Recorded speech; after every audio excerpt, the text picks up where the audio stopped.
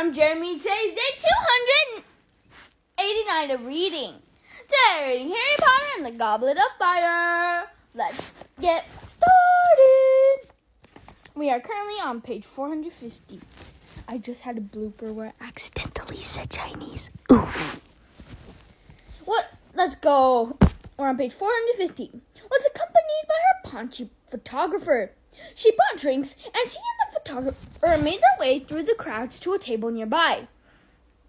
Harry and Ron and Hermione glaring at her as she approached. She was talking fast and looking very satisfied about something. Didn't seem very keen to talk to us, did he, Bozo? Now what would that be, you think? And what's he doing with the pack of goblins in tow anyway? Showing them the sights? What nonsense. He was always a bad liar. Reckon something's up. Think we should do a bit of digging? Disgraced ex-head of Magical Games and Sport, Ludo Bagman. Snappy start to a sentence, Bozo. We just need to find a story to fit in. Trying to ruin someone else's life? Said Harry loudly. A few people looked around. Rita Skeeter's eyes widened behind her jeweled spectacles as she saw who had spoken. Harry, she said, beaming. How lovely. Why don't you come and join? I wouldn't come near you with a 10-feet broomstick, said Harry furiously. What did you do that? What did you do that to Hagrid for? Eh? Rita Skeeter raised her heavily penciled eyebrows. Our readers have a right to the truth, Harry. I am merely doing my... Who cares if he's half giant? Harry shouted. There's nothing wrong with him. The whole pub had gone very quiet. Madame Rosmerta was staring over from behind the bar, apparently oblivious to the fact that the flagon she was filling with mead was overflowing.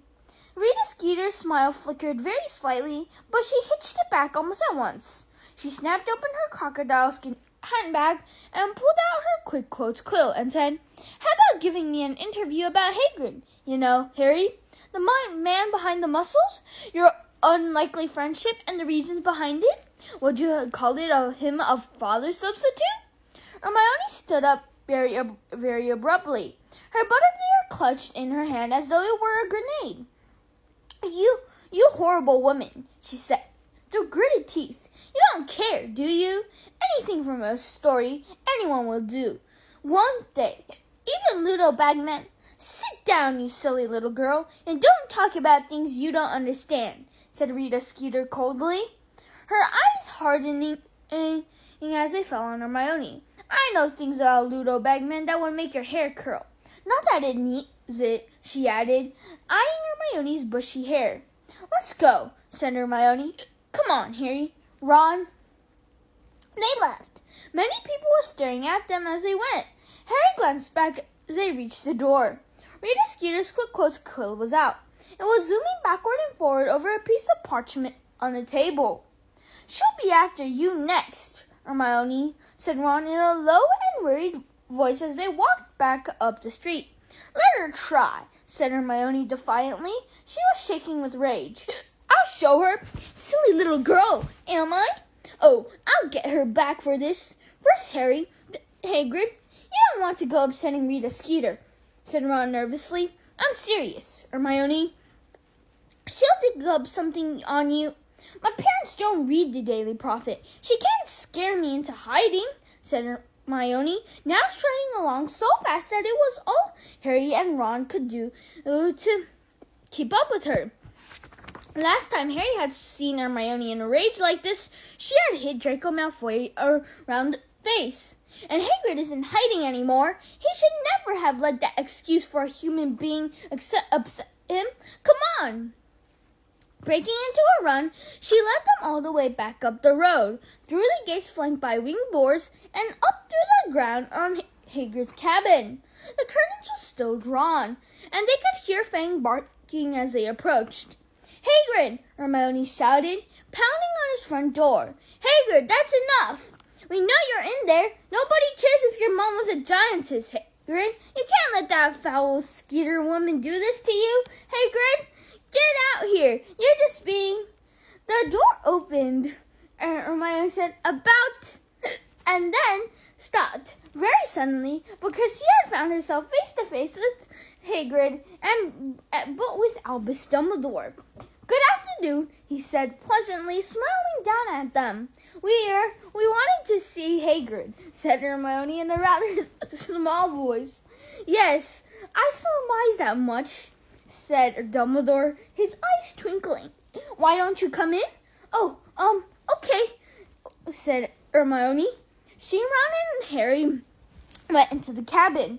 Fang launched himself upon Harry the moment he entered, barking madly and trying to lick his ears.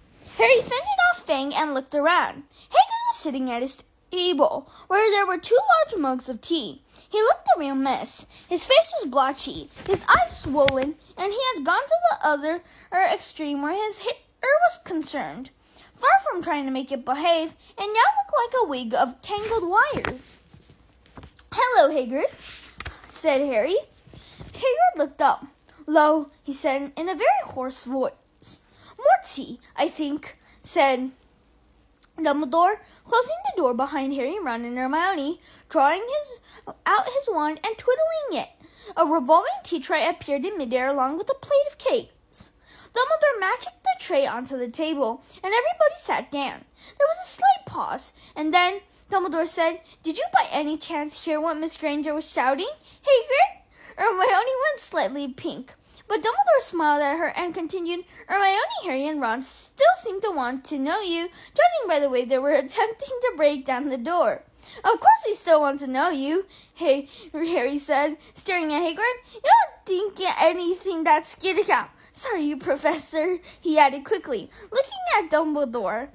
"I have gone temporarily deaf and haven't any idea what you just said, Harry," said Dumbledore, twiddling his thumb and staring at the ceiling.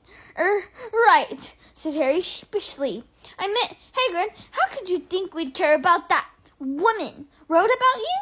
2 fat tears leaked out of Hagrid's beetle-black eyes and fell slowly into his tangled beard. "Living proof of what I've been telling you, Hagrid," said Dumbledore, still looking carefully up at the ceiling.